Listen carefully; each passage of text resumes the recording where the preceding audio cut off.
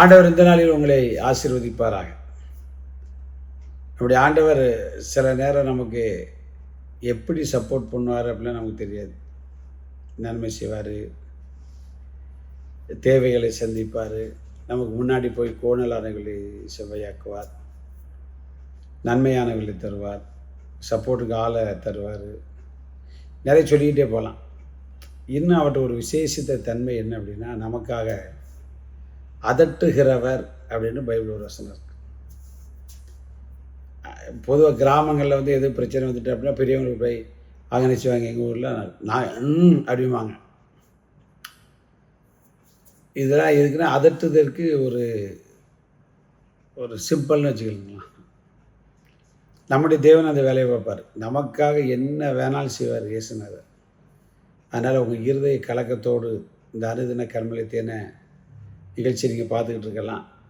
தீராத பிரச்சனையா, தீராத வியாதி, கடன் பாரம், கஷ்டம், என்ன செய்யனே தெரியலை அப்படின்னா நீங்கள் ஆண்டவர்கிட்ட சரண்டர் ஆகிட்டா போதும். அவர் பார்த்துக்கிட்டார்.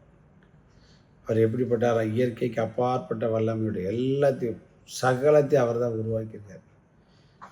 அதனால தான் நாகும் வந்து இவ்விதமாய் எழுதுகிறார். வாசிக்க கேட்போம். நாகும் 1 அதிகாரம் 4 வசனம். அவர் சமுத்திரத்தை அதட்டி அதை வற்றி போக பண்ணி சகல ஆறுகளையும் வறட்சியாக்குகிறார். கர்த்தருடைய நாமம் மகிமைப்பட. பாருங்க, அவர் சமுத்திரத்தை அதட்டுகிறவர். நாம் பொதுவாக ஏதாவது காரியத்தை சொல்லுவாங்க, கடலில் போய் காயங்கரைக்கிற மாதிரிவாங்க. சமுத்திரத்தை அதட்டுவதற்கு இந்த உலகத்தில் ஒருத்தனும் கிடையாது. அவன் எவ்வளோ பெரிய அதிபராக இருக்கலாம், அவன் எங்கே மெம்பர்ஷிப்பாக இருக்கலாம், பெரிய நாடுகளுடைய அதிபராக கூட இருக்கலாம். சமுத்திரத்தை போய் அதட்டினா அது மூஞ்சிலே தண்ணி அடிக்கும், கண்டுக்கவே செய்யாது. நம்முடைய ஆண்டவர் அதட்டினால் சொன்ன இடத்துல அப்படியே நிற்கும். ஏன்னா அதை உருவாக்கிறவரே அவர் தான். அதனால் அவருக்கு வல்லமை உண்டு அப்படின்னு பார்க்கணும். அதனால் நமக்காக தேவன் எதை அதட்டணுமோ அதை அதட்டுவார். கவலைப்படாதீங்க. உங்களுக்கு ஆண்டவர்கிட்ட நீங்கள் சொல்லிட்டீங்கன்னா போதும். ஏன்னா பைபிள் அப்படி தான் சொல்லுது. என்ன சொல்லுது? சங்கீதம் 106:9 முதல் பகுதியை நான் வாசிக்கும் பொழுது, அவர் சிவந்த சமுத்திரத்தை அதட்டினார், அது வற்றி போயிட்டு. பார்த்தீங்களா? எதை அதட்டியிருக்காரு? சிவந்த சமுத்திரத்தை.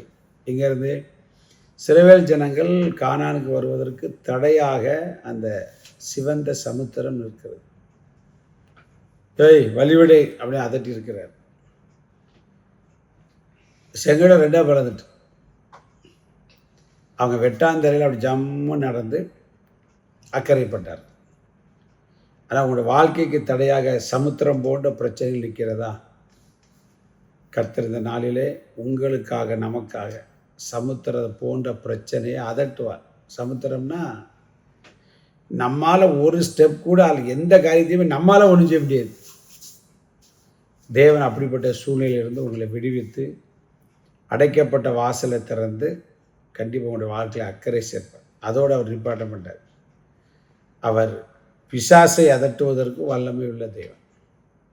மத்தேயு 17 அதிகாரம் 18 வசனத்தை பார்க்கும்போது, இயேசு பிசாசை அதட்டினார். அப்படியெல்லாம் சில பேர் செய்வனை வச்சுட்டான், அப்படி வச்சுட்டான், இப்படி வச்சுட்டான், அப்படி ஒரு சந்தேகம் உங்களுக்கு இருக்குது அப்படின்னா, இஸ்ரவேலுக்கு விரோதமான மந்திரவாதம் இல்லை, யாக்கோபுக்கு விரோதமான குறி சொல்லுதலும் இல்லை. பிசாசை அதட்ட வல்லமை உள்ள. ஓடுனா ஓடிடும், அவனை விட்டு போ அப்படின்னாரு, உடனே போயிட்டு.